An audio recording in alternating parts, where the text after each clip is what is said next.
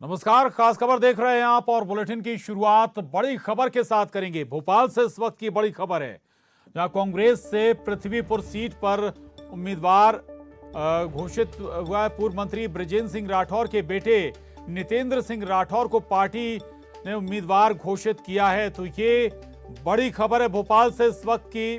कांग्रेस ने पृथ्वीपुर सीट से अपना उम्मीदवार घोषित कर दिया है। पूर्व मंत्री बृजेंद्र सिंह राठौर के बेटे नितेंद्र सिंह राठौर पृथ्वीपुर विधानसभा सीट से उपचुनाव के लिए कांग्रेस के प्रत्याशी होंगे। उन्हें उम्मीदवार घोषित किया गया है।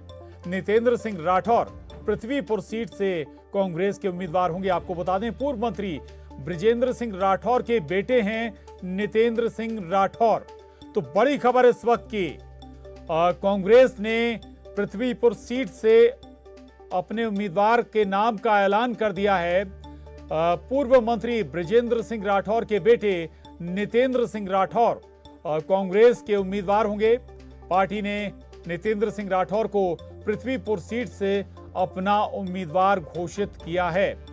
आपको बता दें, पृथ्वीपुर विधानसभा सीट खाली हो गई थी पूर्व मंत्री बृजेंद्र सिंह राठौर के निधन से, और इस सीट पर उपचुनाव होना है, जहां से कांग्रेस ने नितेंद्र सिंह राठौर के नाम का ऐलान किया है। नितेंद्र सिंह राठौर पूर्व मंत्री बृजेंद्र सिंह राठौर के बेटे हैं।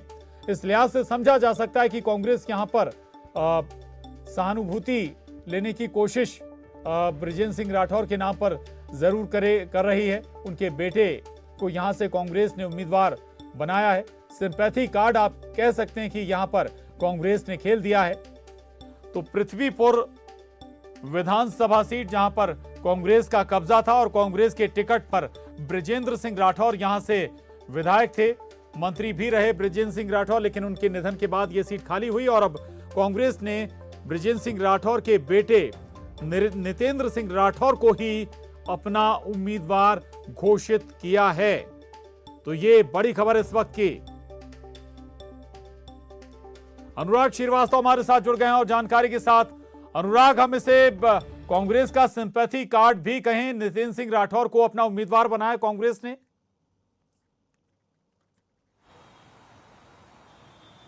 बिल्कुल प्रशांत, देखिए, पृथ्वीपुर विधानसभा सीट पर कांग्रेस पार्टी सहानुभूति के सहारे उपचुनाव में उतरने की तैयारी में, और यही कारण है कि पहले से ही ये तय माना जा रहा था कि बृजेंद्र सिंह राठौर के बेटे नितेंद्र सिंह राठौर को पार्टी अपना उम्मीदवार घोषित करेगी, और आज पार्टी ने उनके नाम पर मुहर भी लगा दी है। यानी कि पृथ्वीपुर विधानसभा के उपचुनाव में कांग्रेस पार्टी सहानुभूति के वोट बटोरने की कोशिश में, और यही कारण है कि बृजेंद्र सिंह राठौर के बेटे को पार्टी ने टिकट दिया है। तो अब तक जो 4 सीटों का उपचुनाव होना है, उसमें सबसे पहला जो उम्मीदवार का नाम ऐलान हुआ है वो पृथ्वीपुर विधानसभा सीट को लेकर हुआ है, और ये तय हो गया है कि नितेंद्र सिंह राठौर ही पृथ्वीपुर सीट से अब कांग्रेस के उम्मीदवार होंगे।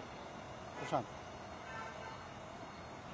बिल्कुल बिल्कुल। ये अनुराग, ये भी हम कहें कि कम से कम इस लिहाज से पृथ्वीपुर सीट पर एक कदम आगे बढ़ गई बीजेपी के मुकाबले कांग्रेस। अनुराग,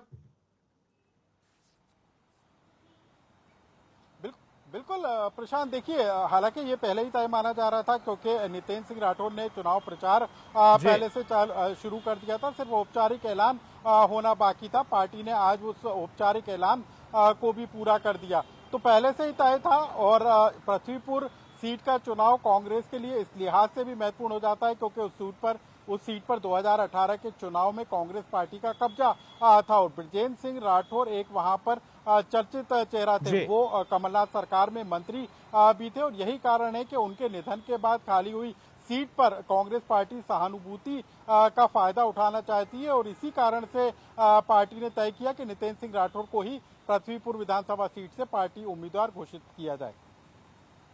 प्रशांत, बिल्कुल बिल्कुल। यहां पर मुकाबले को कैसे देखते हैं पृथ्वीपुर सीट का? ही अगर हम जिक्र करें, आप जिक्र भी कर रहे थे बृजेंद्र सिंह राठौर का, दबदबे वाले शख्सियत थे बृजेंद्र सिंह राठौर, अब उनके बेटे को टिकट दिया। एक तो सहानुभूति का फायदा लेने की कोशिश होगी, दूसरी तरफ क्षेत्र में परिवार का दबदबा भी हम कहें। ऐसे में चैलेंजेस जरूर बीजेपी के सामने रहेंगे इस सीट पर। अनुराग, बिल्कुल बिल्कुल प्रशांत, देखिए एक तो पृथ्वीपुर विधानसभा सीट में यदि जातिगत समीकरणों पर नजर डाले तो वहां पर ओबीसी और सामान्य जाति के वोटर ज्यादा हैं, जिस पर कांग्रेस की अच्छी पकड़ है। 2018 के चुनाव में कांग्रेस को इसी जाति समीकरणों का फायदा पहुंचा था। तो अब पार्टी जाति समीकरणों के लिहाज से भी, परिवारवाद के लिहाज से भी, और जो बृजेंद्र सिंह राठौर के निधन का जो असर वहां पर दिखाई दे रहा है, उन तमाम फैक्टर को भांपते हुए ये इस उम्मीदवार के नाम का फैसला किया है। यानी कि मतलब साफ निकाला जा सकता है कि तमाम तरह के फैक्टरों को नापने के बाद पार्टी ने नितेंद्र सिंह राठौर के नाम पर मुहर लगाई है। बिल्कुल अनुराग, एक दूसरा फैक्टर ये भी है कि जब बाई इलेक्शन होते हैं तो उसमें एक जो पहलू है वो सत्ता के फेवर में चीजें जाती हैं। अमूमन बाई इलेक्शन में कोशिश जनता ये करती है कि जो सत्ताधारी दल है उसको जिता दिया जाए ताकि क्षेत्र में विकास ज्यादा हो जाए। ये इस पहलू को भी आप देखते हैं। दमोह भी एक फैक्टर है, दोनों पहलू हैं यहां पर अनुराग। बिल्कुल प्रशांत, देखिए अब जो 4 सीटों का उपचुनाव है वो कांग्रेस के लिए इन मायनों में महत्वपूर्ण हो जाता है कि दमोह उपचुनाव में कांग्रेस पार्टी को भारी मतों से जीत हासिल हुई थी। कहा यही जाता है कि सत्ता पक्ष का उपचुनाव में पलड़ा भारी होता है, लेकिन 28 सीटों का जब उपचुनाव हुआ तो 9 सीटों पर कांग्रेस को भी जीत हासिल हुई थी। तो ऐसे में उसके बाद जो दमोह सीट का उपचुनाव हुआ उसमें कांग्रेस को जो जीत हासिल हुई है उससे कांग्रेस पार्टी उत्साहित नजर आ रही है। हालांकि अब 4 सीटों का उपचुनाव में कौन सा फैक्टर असरदार होता है, बीजेपी का क्या असर वहां पर नजर आता है, कांग्रेस अपनी दमोह जीत को इन 4 सीटों के उपचुनाव में दोबारा कायम रख पाती है कि नहीं, ये तमाम तरह के सवाल अब जरूर उठकर सामने आएंगे। और जब धनतेरस यानी कि 2 नवंबर को नतीजे आएंगे तब तस्वीर साफ होगी। लेकिन अभी फिलहाल उम्मीदवारों के नाम को लेकर पार्टी के अंदर जो खींचतान मची थी, उसके बाद अब एक सीट पर नाम घोषित होने के बाद अब 3 सीटों को लेकर कांग्रेस पार्टी के अंदर खींचतान जारी बताई जा रही है, क्योंकि अभी भी कांग्रेस के अंदर कमलनाथ निवास पर बैठक कर रहे हैं और उसमें रेगांव और जोबट सीट को लेकर चर्चा की जा रही है कि वहां से पार्टी का उम्मीदवार कौन होगा। और कल कमलनाथ जब दिल्ली जाएंगे तो उन 2 सीटों के नाम का पैनल भी अपने साथ लेकर जाएंगे और उसके बाद 1-2 दिन के अंदर पार्टी बाकी बची सीटों को लेकर भी अपने उम्मीदवार तय कर देगी। बिल्कुल बिल्कुल। अच्छा, यहीं से एक और सवाल उठता है अनुराग। एक सीट पर आपने नाम का ऐलान कर दिया, घोषणा कर दी, बाकी जोबटे रैगांव पर आप क्यों अटक गए? पेंच फंसे हुए हैं, खंडवा को लेकर भी पेंच फंसे हुए हैं।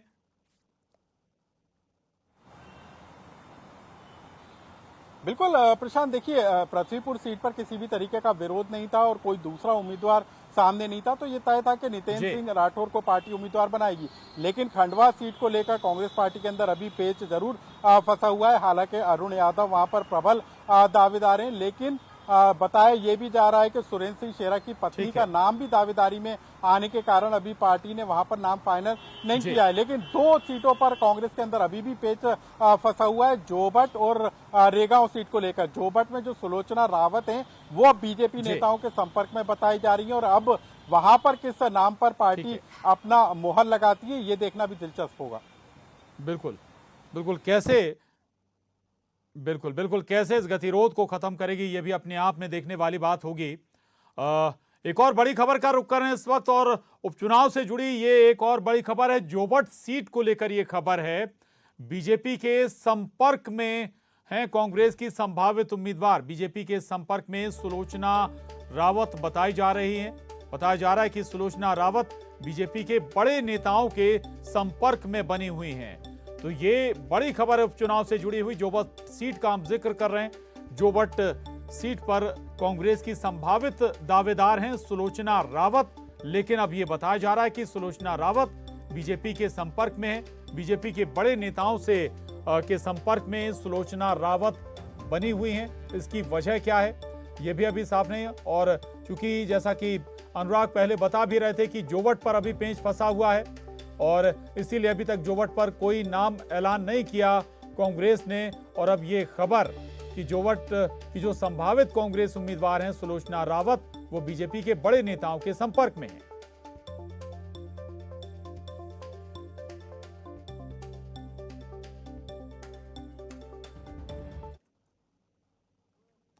आगे बढ़ेंगे। उपचुनाव वाली सीटों पर उम्मीदवार चयन को लेकर बीजेपी और कांग्रेस में बैठकों का दौर जारी है। कमलनाथ ने शाम 7 बजे बैठक बुलाई। बैठक में उम्मीदवार चयन को लेकर मंथन होगा। बीजेपी में भी आज बैठकों का दौर जारी है। प्रदेश प्रभारी मुरलीधर राव बैठक करेंगे। उम्मीदवार चयन को लेकर मंथन किया जाएगा। नाम तय होने पर संसदीय बोर्ड को पैनल भेजा जाएगा।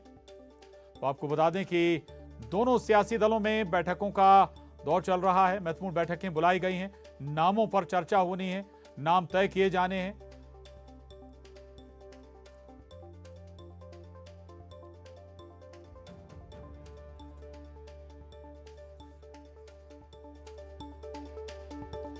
आगे बढ़ेंगे। पूर्व मंत्री सज्जन सिंह वर्मा का बयान आया। कमलनाथ के साथ आज होने वाली बैठक में उपचुनाव वाली सीटों के लिए नाम फाइनल हो जाएंगे। कमलनाथ कल दिल्ली जाएंगे। नामों का पैनल लेकर दिल्ली जाएंगे कमलनाथ। 2 से 3 दिन के अंदर सभी सीटों पर उम्मीदवारों का ऐलान हो जाएगा, ये दावा कर रहे हैं सज्जन सिंह वर्मा। साथ ही सुलोचना रावत के बीजेपी नेताओं के संपर्क पर भी उनका रिएक्शन कि बीजेपी उपचुनाव जीतने के लिए पुराने हथकंडे अपना रही है। उम्मीदवार तय करना पार्टी का फैसला है। उपचुनाव वाली सीटों को लेकर उम्मीदवारों के नाम को लेकर कशमकश जारी है। कांग्रेस की बैठक होने वाली है। पूर्व मंत्री सज्जन सिंह वर्मा हमारे साथ मौजूद हैं। सर, 2 सीटों पर अभी भी पेच फंसा हुआ है आपका, जोबट और रेगांव। हाँ, बस अभी हम लोग जा ही रहे हैं, मीटिंग है और उस पर जो भी बचे हुए नाम हैं उन पर चर्चा होगी। और कल मीटिंग का मसौदा लेके कमलनाथ जी दिल्ली जाएंगे। वहाँ हाईकमान से फाइनल चर्चा करके कल रात तक डिक्लेरेशन। खंडवा और पृथ्वीपुर में तय माने के उम्मीदवार पार्टी ने तय कर। अब मैं समझता हूँ कि चारों सीटों पे एक साथ ही डिक्लेरेशन होगा। ये मतलब इन 2 सीटों पे काफी मंथन हो गया। सुलोचना जी दावेदारी कर रही हैं, लेकिन बीजेपी नेताओं के संपर्क में। देखिए, सुलोचना जी की दावेदारी मजबूत है भाई। वो वहाँ से मंत्री रही है, एमएलए कई बार रही है। उसका परिवार, उसके ससुर कई बार से विधायक रहे, तो उसकी दावेदारी मजबूत है। लेकिन फैसला तो निश्चित समय आने पे ही होता है और यदि कोई जल्दबाजी करता है तो हानि उठाना पड़ता है। तो पूर्व मंत्री सज्जन सिंह वर्मा, कांग्रेस की बैठक होने वाली है जिसमें उम्मीदवारों के नाम को लेकर फैसला होगा। लेकिन सबसे ज्यादा चिंता इस बात को लेकर है कि जो कांग्रेस से दावेदार चेहरे हैं वो भी बीजेपी नेताओं के संपर्क में हैं। कैमरा पर्सन अजय तंवर के साथ अनुराग श्रीवास्तव, न्यूज़ 18 भोपाल। और अनुराग हमारे साथ इस खबर पर भी बने हुए। अनुराग, आप बात कर रहे थे सज्जन सिंह वर्मा से, उन्हें सुनकर लग रहा है कि आज लगभग सभी नाम तय हो जाएंगे। आखिर में दिल्ली में मुहर लगेगी।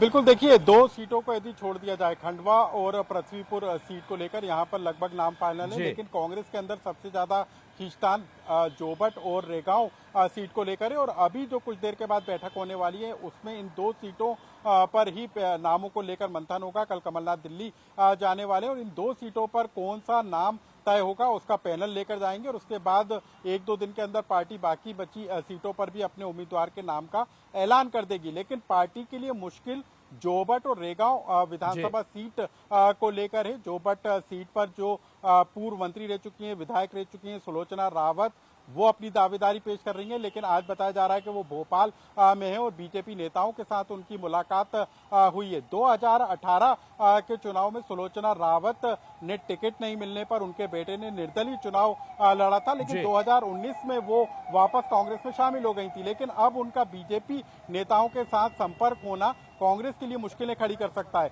तो फिलहाल कौन सा चेहरा होगा, इसको लेकर पार्टी के अंदर मंथन थोड़ी देर के बाद शुरू हो जाएगा।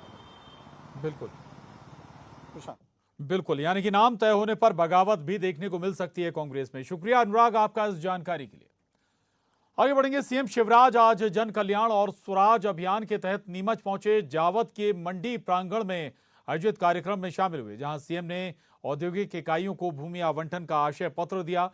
सीएम औद्योगिक क्षेत्रों के लिए विकास के लिए 11.8 करोड़ के स्वीकृत पत्र उन्होंने वितरित किए। साथ ही स्वच्छता रथों का सांकेतिक वितरण किया। उन्होंने 7 औद्योगिक क्षेत्रों में 52.6 करोड़ के अधोसंरचना विकास कार्यों का वर्चुअल भूमि पूजन किया। अतुल्य आईटी पार्क के इंक्यूबेशन सेंटर का वर्चुअल लोकार्पण भी किया। रतलाम और जावरा औद्योगिक पार्क का भूमि पूजन किया। सीएम ने इस मौके पर कहा कि युवाओं को रोजगार के अवसर उपलब्ध करा रहे हैं। वहीं सीएम ने कहा कि नीमच में मेडिकल कॉलेज खुलने जा रहा है।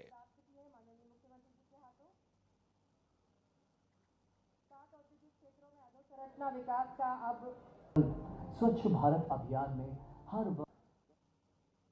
नीमच जिले में, बल्कि नीमच और मंदसौर में हमने, जानकारी आपको होगी फिर भी मैं दोहरा रहा हूं, 1464 करोड़ 2 लाख रुपए की योजना बनी है पानी लाने के लिए। और पानी कैसा, मैं विशेषकर बहनों को कहना चाहता हूं, पानी हैंडपंप से नहीं, ये समूह पेयजल योजनाएं, पानी नदी से खींच के लाएंगे, पाइपलाइन बिछाएंगे, फिल्टर प्लांट लगाएंगे, और पाइपलाइन केवल गांव में नहीं जाएगी, पाइपलाइन घरों में जाएगी। घरों में मेरी बहनों टोटी वाला नल लगेगा, और टोटी खोलोगी तो झरझर पानी आएगा, पानी भरने हैंडपंप पे नहीं जाना पड़ेगा। उससे मेरी सरकार का बाकी सब काम है, रोटी, कपड़ा, मकान, पढ़ाई लिखाई, दवाई, रोजगार का इंतजाम, वो सब करेंगे। लेकिन रोजगार के लिए केवल सरकारी नौकरियां पर्याप्त नहीं है। मैं कहना चाहता हूं, नीमच के नौजवानों से भी, जावत के नौजवानों से भी, सरकारी नौकरियों में 1 साल में लगभग 1 लाख भर्तियां होगी, वो भी हम तेजी से करेंगे, उसको भी हम नहीं छोड़ेंगे, वो भर्तियां जारी रहेगी। मैं जावत की धरती से कहना चाहता हूं, नीमच का मेडिकल कॉलेज खुल रहा है, इसमें संदेह का कोई कारण नहीं है। सारी योजना तैयार है। 2 कोरोना की लहर में थोड़ी देर हो गई, सब चीजों में देर हुई, एक चीजों में थोड़ी। मंदसौर में भी जसपाल जी, मंदसौर जाके भी कहते हो यार, भाभी बनने वाला है और मामा ही आएगा भूमि पूजन करने, चिंता मत करो। और पीसीसी चीफ कमलनाथ ने सीएम शिवराज पर हमला बोलते हुए कहा कि वो कहते हैं कि कमलनाथ जी बीमार हैं, बुजुर्ग हैं। उन्होंने सीएम शिवराज से कहा कि आपको रेस लड़ाना है मुझसे, आइए रेस लड़ाते हैं। वहीं चुनाव को लेकर कमलनाथ ने कहा कि पार्टी जीतने वाले उम्मीदवार को टिकट देगी। उन्होंने कहा कि प्रत्याशी चयन के लिए पार्टी ने सर्वे किया है, उसी आधार पर टिकट दिया जाएगा। हमें जीतने वाला जो कांग्रेस को जिताए वो, उसको हम टिकट देंगे।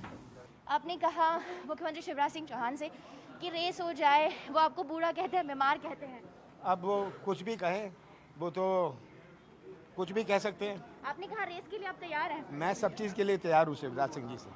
आज हर चीज़ में मध्य प्रदेश नंबर 1। अभी एनसीआर की रिपोर्ट आई हमारे आदिवासियों पर अत्याचार में, मध्य प्रदेश नंबर 1। किसानों और कमलनाथ के रेस वाले बयान पर मंत्री भूपेंद्र सिंह ने तंज कसा है और कहा है कि कमलनाथ वाली रेस बीजेपी के संस्कार में नहीं है। उन्होंने कहा कि उपचुनाव का समय आया तो कमलनाथ फिर प्रदेश में दिखने लगे हैं। वहीं बीजेपी प्रदेश अध्यक्ष वी.डी. शर्मा ने कहा कि कमलनाथ पहले अपनी पार्टी में लगी रेस की चिंता करें, गांधी परिवार के साथ कांग्रेस के नेताओं की रेस की चिंता करें। कमलनाथ जी कई तरह की रेस लगाते हैं, वो जो रेस लगाते हैं वो भारतीय जनता पार्टी के संस्कारों में नहीं है, इसलिए वो रेस अपने जैसी लगाते वैसी लगाए। भारतीय जनता पार्टी जनता के साथ काम करती है और अब चूंकि चुनाव आ गए हैं तो स्वाभाविक रूप से कमलनाथ जी आ जाएंगे।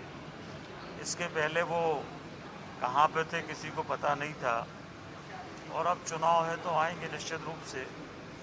और कांग्रेस जो है वो एक कंपनी है,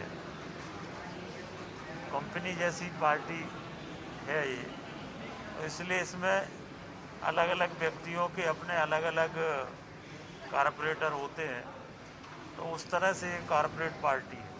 हम लोग तो वसुधैव कुटुंबकम की कल्पना में विश्वास रखते हैं। कमलनाथ जी तो अपने घर के हैं, परिवार के हैं। मैं भगवान से प्रार्थना करता हूँ वो स्वस्थ रहें, और मैं तो कहता हूँ और ज़्यादा स्वस्थ रहें और मध्य प्रदेश के अंदर दौड़ें, ये अच्छी बात है। इसलिए, और जहाँ तक रेस की बात है तो रेस के मामले में तो कांग्रेस के अंदर कौन कौन से नेताओं ने भी जिन बातों का उल्लेख किया है, चाहे कपिल सिब्बल हो, मनीष तिवारी हो, नटवर सिंह हो, ऐसे जितने। और यहां वक्त हो चला एक छोटे से ब्रेक का, फौरन लौटेंगे।